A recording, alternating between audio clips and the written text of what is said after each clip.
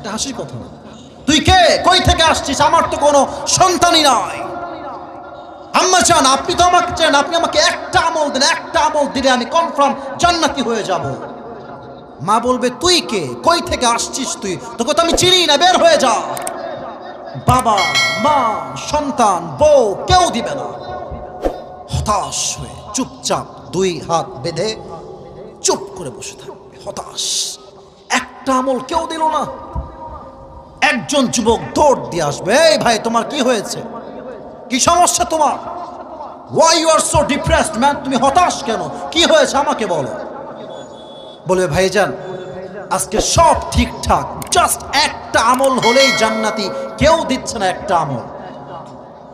সে যুবক বলে ভাই এই টেনশন নাই, ওই একটা আমল তোমাকে আজকে আমি দান করব।